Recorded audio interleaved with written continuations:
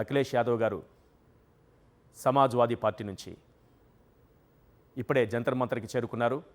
అక్కడ ఏర్పాటు చేసినటువంటి కార్యక్రమంలో పాల్గొంటున్నారు. దేశం మొత్తం కూడా తెలుసుకోవాల్సిన అవసరం ఉంది. చంద్రబాబు నిరంకుశ పాలన ఏ రకంగా ఉంది, చంద్రబాబు విధ్వంస పాలన ఏ రకంగా ఉంది, చంద్రబాబు పాలనలో జరుగుతున్నటువంటి మారణకాండ ఏ రకంగా ఉంది, దేశం మొత్తం తెలుసుకుంటోంది. తెలుసుకోవాల్సినటువంటి అవసరం కూడా ఉంది. అఖిలేష్ యాదవ్ సమాజ్వాదీ పార్టీ వచ్చారు, చూస్తున్నారు, తెలుసుకుంటున్నారు. ఇంత అమానుషమా, ఇంత దారుణమా? అధికారం వచ్చిందని విర్రవీగి ఇన్ని హత్యలు చేస్తారా? ఇన్ని దాడులకు పాల్పడతారా? ఇన్ని అత్యాచారాలు చేస్తారా? ఇన్ని ప్రభుత్వ ప్రైవేటు ఆస్తులు ధ్వంసం చేస్తారా? ఇన్ని కుటుంబాలను రాష్ట్రం నుంచి వెళ్ళగొడతారా? ఇదే ప్రశ్న ఇప్పుడు దేశం మొత్తం నుంచి వినిపిస్తోంది. ఇంతకంటే దౌర్భాగ్యం ఏముంది? ఆంధ్రప్రదేశ్ అంటే గర్వంగా తలెత్తుకొని చెప్పుకోవాల్సినటువంటి పరిస్థితి. నాడు జగన్ పాలనలో ప్రతి రంగంలో సాధించిన అభివృద్ధితో ప్రతి ఒక్కరూ కాలర్ ఎగరేసి మరి ఇది నా ఆంధ్రప్రదేశ్ అని గర్వంగా చెప్పుకున్నారు. కానీ ఈరోజు ఈ ఆంధ్రప్రదేశ్ అంటే అరాచక ఆంధ్ర, అత్యాచారాల ఆంధ్ర, హత్యలు చేసేటటువంటి ఆంధ్ర, చంద్రబాబు గారు మార్చినటువంటి పేరుగా కనిపిస్తోంది. రెడ్ బుక్ రాజ్యాంగం అంట. ఈ దేశంలో ఎక్కడా లేని రాజ్యాంగాన్ని తీసుకొచ్చినటువంటి తండ్రి కొడుకులు ఆ రక్తదాహం తీరేంత వరకు ఈ హత్యలు చేయిస్తూనే ఉంటారు అని విమర్శలు ఎదుర్కొనే పరిస్థితి ఈరోజు కనిపిస్తోంది. అలాంటి విమర్శలు వాళ్ళ పైన వస్తుందంటే కారణం ఏంటి? రెడ్ బుక్ రాజ్యాంగం. హోర్డింగులు పెట్టి మరి, ఫ్లెక్సీలు కట్టి మరి, పబ్లిక్ మీటింగ్లో చెప్పి మరి ఈరోజు ఆ రాజ్యాంగాన్ని అమలు చేస్తున్నారు. ప్రాణాలు తీసేస్తున్నారు. పోలీసు వ్యవస్థ చూస్తూ ఉంటుంది. పోలీసు వ్యవస్థ రెడ్ బుక్ రాజ్యాంగాన్ని ఫాలో కావాలి, దాన్నే అమలు చేయాలి, దాని మేరకే నడుచుకోవాలి. ఎవరైనా పచ్చమూక బాధితులు పోలీస్ స్టేషన్కు వెళ్ళి తమ బాధను వెళ్ళబోసుకుంటే రెడ్ బుక్ రాజ్యాంగం ప్రకారం ఏం జరుగుతుందో చెప్పండి. సాధారణంగా అయితే బాధితుల పక్షాన వ్యవస్థ నిలబడుతుంది, వారికి అండగా నిలబడుతుంది, వాళ్లకు న్యాయం చేసేలా చేస్తుంది. కానీ రెడ్ బుక్ రాజ్యాంగంలో బాధితులపైనే కేసులు పెడతారు. ఇది దేశం మొత్తం చూసింది. ఎంత నీచమైన, ఎంత దుర్మార్గమైనటువంటి దృశ్యం, ఒళ్ళు గగురు పొడిచే దృశ్యాలు. హోంమంత్రి ఇలాకాలో అనకాపల్లిలో దళిత మహిళలపైన వివస్త్రలను చేసుకొట్టినటువంటి దృశ్యాలు దేశం మొత్తం చూస్తోంది. ఈ క్షణాన 2 మహిళల్ని వివస్త్రలను చేశారు. స్థలం కబ్జా చేయడమే కాకుండా వాళ్ళు వచ్చి అడిగినందుకు హోంమంత్రి ఇలాకాలో జరిగినటువంటి అమానుష ఘటన ఇది. ఇంతకంటే దారుణం ఉంటుందా? వాళ్ళ బట్టలు చించి చూస్తున్నారా మీరు? వివస్త్రలను చేసినటువంటి దుర్మార్గపు ప్రభుత్వం. దానికి సంబంధించిన దృశ్యాలు 1/7/24 అనకాపల్లి జిల్లా పాయికరావుపేట దగ్గర జరిగినటువంటి ఘటన. టీడీపీ లీడర్లు చేసినటువంటి అమానుష దారుణకాండ. ఇదే అనకాపల్లిలో టీడీపీ గూండాలు చేసినటువంటి మరొక దారుణ సంఘటన. వైఎస్ఆర్సీపీకి సంబంధించినటువంటి పాపం చిన్న నాయకులు వాళ్ళుంటే వాళ్ళ ఇల్లు తగలబెట్టారు. తంబాళపల్లిలో, అన్నమయ్య జిల్లా తంబాళపల్లిలో వైఎస్ఆర్సీపీ లీడర్ పైన ఎట్లా విరుచుకుపడ్డారో చూస్తున్నాం. తాడేపల్లి దగ్గర వైఎస్ఆర్ కాంగ్రెస్ పార్టీ కార్యాలయం నిర్మాణంలో ఉంటే కోర్టుకేమో మేము కూల్చటం లేదు, నోటీసులు అందిస్తామని అబద్ధం చెప్పి మరి రాత్రికి రాత్రే తెల్లవారుజామున సూర్యుడు కూడా ఉదయించక ముందే కుప్పకూల్చేశారు. అది చంద్రబాబు నాయుడు గారి పాలన అంటే. వైఎస్ఆర్ డిస్ట్రిక్ట్ అజయ్ కుమార్ రెడ్డి పైన టీడీపీ పచ్చమోక చేసినటువంటి దాడి జూలై 5న జరిగినటువంటి సంఘటన. ఇది 16/6 ఈస్ట్ గోదావరి జిల్లాలో జరిగినటువంటి దుర్ఘటన. ఏ రకంగా వైఎస్ఆర్సీపీకి సంబంధించినటువంటి కార్యకర్తలను కొట్టారో చూడండి. అనపర్తిలో జరిగింది, తూర్పుగోదావరి జిల్లా అనపర్తిలో. ఇది చిత్తూరు జిల్లా. ఎమ్మెల్యేకి సంబంధించినటువంటి అనుచరులు వైఎస్ఆర్సీపీకి సంబంధించినటువంటి ఒక కార్యకర్త పైన ఏ రకంగా దాడి చేశారో ఆ దృశ్యాలు చూడండి, ఆ గాయాలు చూడండి, ఆ శరీరాన్ని చూడండి. మానవత్వం ఉందా ఈ ప్రభుత్వానికి? అసలు ఈ రాష్ట్రంలో ప్రజాస్వామ్యం ఉందా, చంపబడిందా?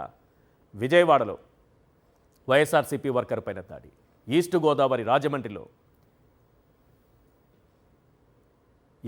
మాజీ ఎంపీ భరత్ ప్రచార వాహనాన్ని దగ్ధం చేసేశారు.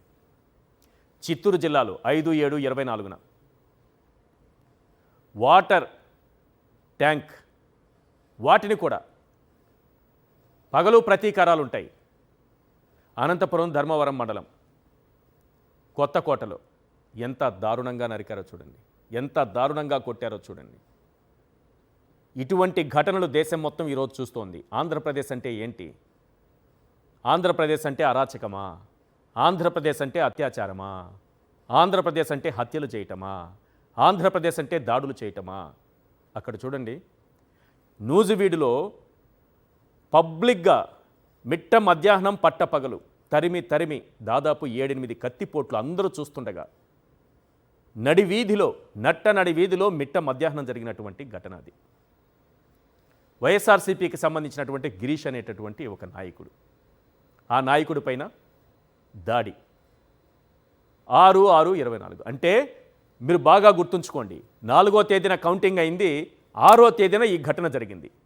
చంద్రబాబు నాయుడు గారు ఇంకా ప్రమాణ స్వీకారం చేయలేదు. చంద్రబాబు నాయుడు గారు ముఖ్యమంత్రిగా బాధ్యతలు స్వీకరించలేదు. చంద్రబాబు నాయుడు గారు అధికారికంగా ఏ బాధ్యత తీసుకొని సందర్భంలో జరిగినటువంటి ఘటన అది.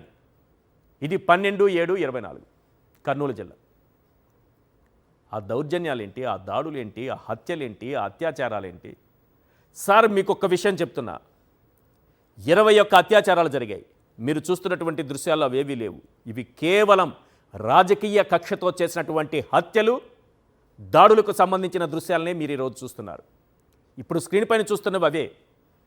వీళ్ళు ప్రభుత్వం లేదు, ఇక్కడ ప్రభుత్వం నిద్రపోతోంది అన్నప్పుడు అసాంఘిక శక్తులు ఏమవుతాయి? రెచ్చిపోతాయి, మరింత బలం పుంజుకుంటాయి. ఆ బలం పుంజుకున్నప్పుడు ఏ వ్యవస్థ మనల్ని ఏమీ చేయలేదు అని ఒక నమ్మకం కలిగినప్పుడు అసాంఘిక శక్తులు ఏం చేస్తాయి? అత్యాచారాలకి తెగబడతాయి. ఒకవైపు అత్యాచారాలు, మరోవైపు హత్యలు, ఇంకోవైపు దాడులు, ఇంకోవైపు దౌర్జన్యాలు, ఇంకోవైపు విధ్వంసాలు, ఇంకోవైపు కూల్చివేతలు. ఇన్ని జరుగుతుంటే 50 రోజుల పాలనలో ఇన్ని, జస్ట్ 50 డేస్. ఇప్పుడు చెప్పిన సంఖ్య మొత్తం కూడా 50 రోజులకు సంబంధించిందే. విజయవాడలో వైఎస్ఆర్సీపీ లీడర్ని, తిరుపతిలో వైఎస్ఆర్సీపీ లీడర్ని ఎలా కొట్టుతున్నారో చూడండి, ఎలా దాడి చేస్తున్నారో చూడండి, ఏ రకంగా రక్తపాతం సృష్టిస్తున్నారో చూడండి. వీళ్ళ రక్తదాహం తీరేది ఎప్పుడు? 50 రోజుల తరువాత కూడా ఇలాంటి దృశ్యాలు మనం చూడాల్సినటువంటి దౌర్భాగ్యం నెలకొందంటే ఏంటి పరిస్థితి? అది చూసారా? విద్యా వ్యవస్థ మీద మన చంద్రబాబు నాయుడు గారికి ఉన్నటువంటి గౌరవం, ఆయన ఎక్కడైతే చదువుకున్నారో అదే యూనివర్సిటీలో వీసీ పైన పచ్చమోక చేసినటువంటి దాడి, భయంతో వీసీలందరూ రిజైన్ చేసి పారిపోయారు. ఏ రోజైనా ఇటువంటి ఘటనలు ఏ రాష్ట్రంలోనైనా, ఈ రాష్ట్రంలో కాదు, ఏ రాష్ట్రంలోనైనా వీసీలు పారిపోయిన సంఘటనలు మీరు ఎప్పుడైనా చూసారా? వీసీలు రిజైన్ చేసి పారిపోయారు సార్ వీళ్ళకి భయపడి. వైఎస్ఆర్ విగ్రహాల ధ్వంసం, వైఎస్ఆర్ ఒక టార్గెట్, ఆ విగ్రహం ఓ టార్గెట్. ఎక్కడ వైఎస్ఆర్ విగ్రహాలు కనిపిస్తే అక్కడ తగలబెట్టేయడాలు, కూల్చేయడాలు, రాత్రికి రాత్రి విగ్రహాలు లేకుండా చేయడాలు. వాళ్లకు భవనాలు కనిపించకూడదు, వైఎస్ఆర్సీపీ నాయకుల ఇళ్లను కూల్చేస్తారు, వైఎస్ఆర్సీపీ నాయకుల కార్యాలయాలు కూల్చేస్తారు, ఆ పార్టీకి సంబంధించి వైఎస్ఆర్ విగ్రహాలు తగలబెట్టేస్తారు, ప్రభుత్వ ఆస్తులు ధ్వంసం చేస్తారు. వీళ్ళ గొప్పతనం ఏంటంటే, ఈ పచ్చముక్క గొప్పతనం ఏంటంటే ప్రభుత్వ ఆస్తులు కూడా ధ్వంసం చేస్తారు, సచివాలయాలు ధ్వంసం చేస్తారు. 15,000 సచివాలయాలు, సంపద సృష్టి అంటే అది. 100 కోట్లు బడ్జెట్లో పెట్టి ఖజానాలో పెట్టి పారిపోవడం కాదు, సంపద సృష్టి అంటే అది. ఆ సంపదను నాశనం చేసేస్తున్నారు. ఆర్బీకేలు, 10,000కు పైగా ఆర్బీకేలు, వాటిని ధ్వంసం చేస్తారు. రేషన్ బియ్యం ఇచ్చే వాహనాలను కూడా ధ్వంసం చేశారు. విలేజ్ క్లినిక్ల పైన పడ్డారు సార్ వీళ్ళు. ఒక సంస్కరణ తీసుకొచ్చి సంపద సృష్టించి ప్రజలకు మంచి పాలన అందిస్తుంటే ఆఖరికి వాటి మీద కూడా పడ్డారు. ఈ దేశ చరిత్రలో ఎక్కడైనా ఒక ఎమ్మెల్యే తన ప్రత్యర్థి ఇంటిని కూల్చేయడం, సొంతంగా ఆయన కూల్చేయడం మీరు ఎక్కడైనా చూసారా? ఒకవేళ అక్రమ కట్టడం అయితే ఏమవుతుంది? అక్రమ కట్టడం అయితే నోటీసులు ఇస్తారు, మున్సిపల్ అధికారులు చూసుకుంటారు, అవసరమైతే కోర్టుకు వెళ్లాల్సి వస్తే కోర్టుకు వెళ్తారు. కానీ అలా కాదు. మన రాజ్యాంగం ప్రకారం మనకు ఇష్టం లేని వాళ్ళ ఇళ్ళు మనమే కూల్చేద్దాం. ఇది ఎమ్మెల్యేలకు వచ్చినటువంటి సంక్రమించినటువంటి రెడ్ బుక్ రాజ్యాంగం ప్రకారం సంక్రమించినటువంటి హక్కు. అలా ఎవరి ఇళ్ల మీద పడితే వాళ్ళ ఇళ్ల మీద పడి కూల్చేయటం. వ్యక్తిగత కక్షలు, రాజకీయ కక్షలు, రాజకీయ హత్యలు.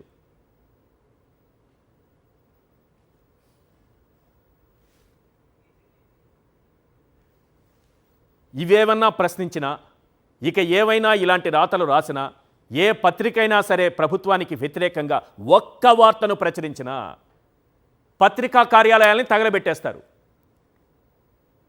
పత్రికా కార్యాలయాల్ని తగలబెట్టేస్తారు. ఇది ప్రజాస్వామ్యం అంటే ఆంధ్రప్రదేశ్లో. అంత గొప్పగా పరిఢవిల్లుతోంది మన చంద్రబాబు నాయుడు గారి పాలనలో. సార్ ఒక్కటే అడుగుతున్నాం, ప్రజలు అడుగుతోంది ఒక్కటే, ఎవరు ఎవరిని చంపారని, వాళ్ళు రాజకీయ కక్షలతో జరిగిందా, వ్యక్తిగత కక్షలతో జరిగిందా కాదు. ఒక కుటుంబానికి అన్యాయం జరిగితే, ఒక వ్యక్తికి అన్యాయం జరిగితే ఆ వైపు నిలబడకుండా తప్పించుకునే ప్రయత్నం చేయడం ఏంటి? ఒక్క స్టేట్మెంట్ ఇవ్వకుండా తప్పించుకునే ప్రయత్నం ఏంటి? మీకు శ్వేతపత్రాలపైన, అబద్ధాల శ్వేతపత్రాలపైన ఉన్న ప్రేమ మనుషుల ప్రాణాలపైన ఎందుకు లేదు? దానికిస్తున్న విలువ మనుషుల యొక్క ప్రాణాలకు ఎందుకు ఇవ్వటం లేదు? మహిళల రక్షణకు ఎందుకు ఇవ్వట్లేదు? ప్రభుత్వ ఆస్తుల రక్షణకు ఎందుకు ఇవ్వట్లేదు? సామాన్యుడి బతుక్కి ఎందుకు మీరు భరోసా ఇవ్వలేకపోతున్నారు? ఇన్ని అత్యాచారాలు జరుగుతుంటే ఒక్కరు నోరు మెదపరు, ఒక్క స్టేట్మెంట్ ఇవ్వరు. ఇక్కడ బాధాకరమైన అంశం ఏంటంటే ఒక్క స్టేట్మెంట్ కూడా ఇవ్వరు.